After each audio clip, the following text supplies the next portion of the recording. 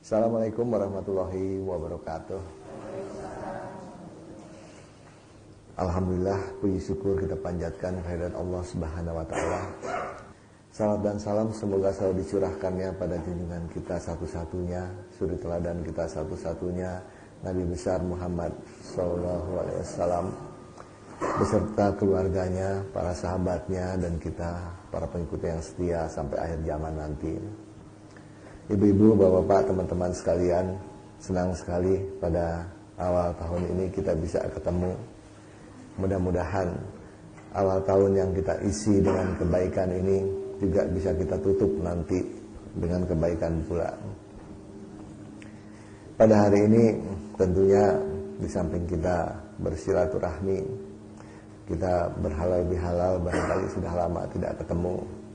Juga kita pada kesempatan ini juga akan bertafakur, akan merenung hal-hal yang berkaitan tentunya dengan usaha-usaha kita untuk meningkatkan ketakwaan. Karena audiensnya saya kira banyak juga yang baru. Barangkali kita tafakur dari hal yang paling umum, supaya mudah-mudahan kita bisa saling bersinergi untuk memberikan pengalaman-pengalaman kita, memberikan keyakinan-keyakinan yang kita mungkin sudah miliki kepada saudara-saudara kita, agar dengan keyakinan ini mampu untuk meningkatkan ketakwaan. Kenapa perlu tafakur? Kita perlu tafakur supaya kita mendapatkan keyakinan-keyakinan ilahiyah, yang dengan keyakinan ilahiyah itu kita bisa mengalahkan nafsu dan setan. Kalau nafsu dan setan berhasil kita kalahkan, insya Allah otomatis kita bisa mentaati apa yang diperintahkan oleh Allah dan Rasulnya. Kalau itu bisa kita taati, maka insya Allah kita akan sampai kepada tujuan dari agama, yaitu dunia bahagia, akhirat nanti masuk surga. Jadi tafakuran itu penting sekali. Rasulullah bersabda bahwasanya bertafakur sejenak lebih baik dari ibadah 1 tahun. Jadi saking bagusnya bertafakur itu, ganjarannya diberikan besar sekali. Kalau kita lihat ajaran-ajaran Islam, hal-hal yang bermanfaat itu diberi ganjaran yang besar sekali untuk memberikan motivasi kepada kita. Sementara sesuatu yang tidak bermanfaat atau sesuatu yang jelek dilarang oleh Allah. Insya Allah pada hari ini kita akan teruskan latihan kita bertafakur dengan mengacu kepada 15 pilar. Nanti kita akan lihat beberapa kasus. Kasus ini bukan direkayasa, tetapi kasus ini betul-betul yang terjadi. Nah, dari kasus-kasus ini kita di situ dapat belajar. Sekali lagi, kasus yang dikemukakan di sini bukan untuk melihat aib atau kekurangan orang lain, bukan. Tetapi kasus ini kita jadikan pelajaran. Sebagaimana halnya kita mengambil pelajaran dari pembangkangan-pembangkangan yang dilakukan oleh Fir'aun misalnya. Jadi mohon tolong jangan disalahartikan bahwa yang kita lihat memang kasus benar, tetapi bukan dalam pengertian untuk bergunjing, tetapi kita untuk mengambil pelajaran. Jadi sebagaimana yang saya sampaikan, kita hendaknya selalu mulai dari tujuan. Nah, pada hari ini, apa tujuan yang akan kita peroleh? Nah, tujuan kita hari ini adalah kita melihat kasus-kasus yang ada di lingkungan kita. Ini kasus-kasus nyata. Kemudian dari situ, coba kita lihat kenapa hal itu terjadi. Pasti kesimpulan kita ada pilar-pilar yang tidak dipunyai oleh yang bersangkutan. Kita coba membenamkan keyakinan ilahiyah ini melalui pengalaman langsung orang lain. Ingat kembali apa nasihat Luqman Al-Hakim. Belajarlah dari orang yang bijak. Dia mendapatkannya dengan babak belur, sementara kamu mendapatkannya gratis. Nanti kita lihat kasus-kasus. Dia babak belur mendapatkan itu. Kita tinggal ngambil pelajaran dari situ. Insya Allah itu akan menambah keyakinan kita terhadap 15 pilar ini. Saya coba mulai dari kasus yang pertama. Hari Rabu kemarin datang seorang ibu dari Jakarta. Dia mempunyai masalah yang menurut dia berat sekali. Dia sudah bercerai dengan suaminya. Anaknya satu ini ikut dengan ibunya perempuan. Di mata ibunya, anaknya ini banyak sekali kekurangan-kekurangannya.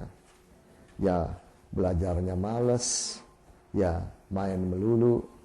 Pokoknya intinya di mata ibunya, anak ini kalau tetap seperti begini, nggak akan ketahuan nanti masa depannya seperti apa. Kesehariannya itu penuh dengan cekcok antara ibu dan anak. Ibu ini mendatangkan guru les. Nah, pas datang gurunya, anaknya bilang, aku nggak mau sekarang les, aku lagi bete, besok aja. Nah, naiklah darah dia. Ibunya lagi bilang, kamu pulang dari sekolah langsung ke rumah ya. Karena pulangnya itu sekitar jam 5, jam 6. Pulang-pulang setengah 9. Langsung marah lagi. Jadi sehari-hari itu terus yang dialami. Sehingga dia stres berat. Dia ingin anaknya itu mengikut apa yang dia katakan. Saya harus bagaimana lagi, Pak? Apalagi yang harus saya suruh?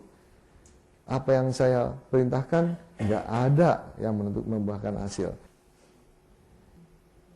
Kemarin ini saya baru berantem sama dia, Pak. Saya jambak rambutnya. Ini anaknya kelas 2 SMA. Kalau dimarahin sama saya, lari ke bapaknya. Kebetulan bapaknya ini mengelola kantin restoran. Jadi mungkin dimanjakan sama bapaknya ini. Inti persoalannya adalah ibu ini dunia bahagianya hilang, terampas dengan itu. Otomatis akhirat surganya juga hilang. Kenapa? Ya, contohnya ketika sholat, yang dia pikirkan, dia pikir, anaknya terus.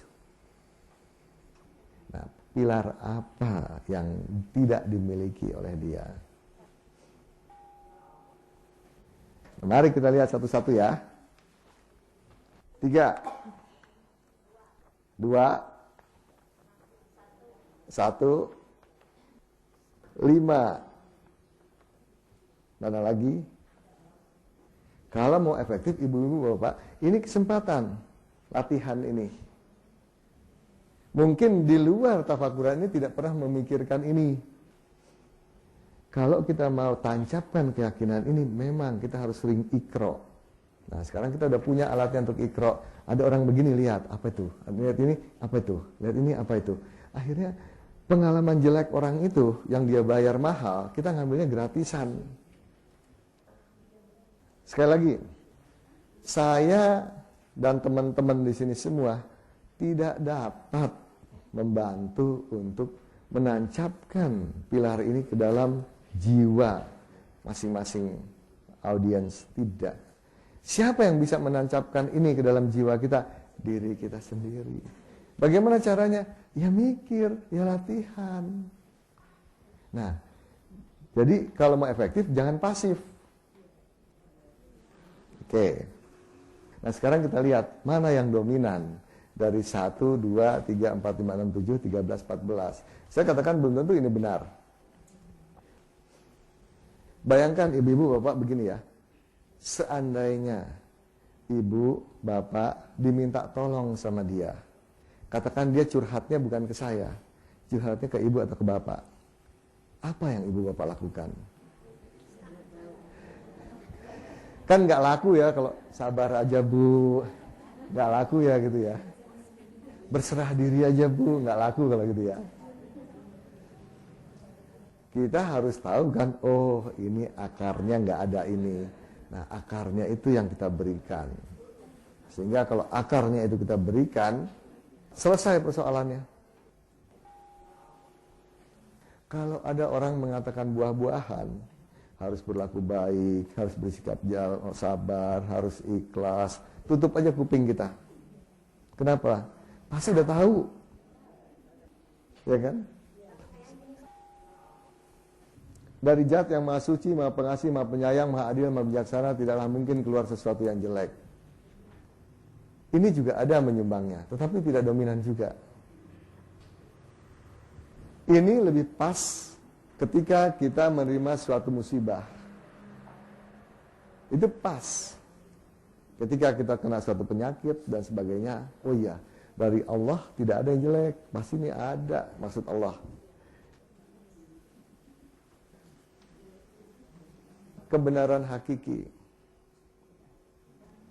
Apa bedanya kebenaran hakiki dengan Al-Quran sebagai pedoman hidup untuk mencapai tujuan? Bedanya apa? Kalau nomor 7, Al-Quran sebagai pedoman hidup untuk mencapai tujuan, itu difokuskan untuk mendapatkan DBAS. Makanya disebut konsep tas montir, alat mana yang dipilih. Begitu ada masalah, alat mana, ayat mana yang kita keluarkan. Tapi kalau kebenaran hakiki, ini dimaksudkan untuk jangan pernah memakai pendapat atau kebenaran dari lingkungan. Tetapi pakailah kebenaran yang sudah betul-betul pasti tidak ada salahnya, yaitu yang dari Al-Quran. Sebetulnya, ibu ini gara-garanya apa? Pertama, menurut ibu ini, seharusnya anak itu membahagiakan orang tua atau menyusahkan orang tua.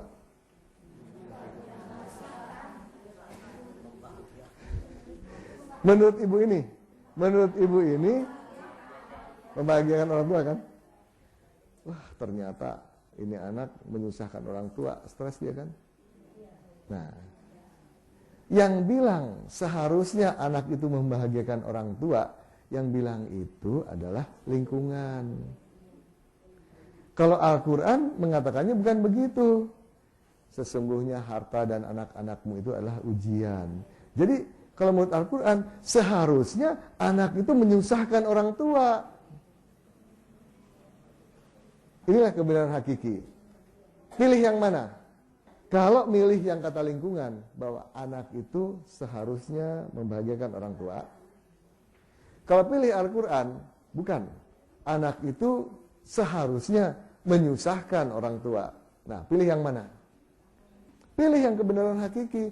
Oh, harusnya anak itu menyusahkan orang tua. Sehingga begitu anaknya menyusahkan seperti itu, dia tambah yakin Al-Quran itu benar. Memang anak nyusahin orang tua. Ini dia nih anaknya nih. Dari situ sikapnya berubah. Kita udah tahu kan, keyakinan menentukan sikap. A, pakai kebenaran lingkungan. Anak seharusnya membahagiakan orang tua. B, pakai kebenaran Al-Quran. Bahwa anak itu seharusnya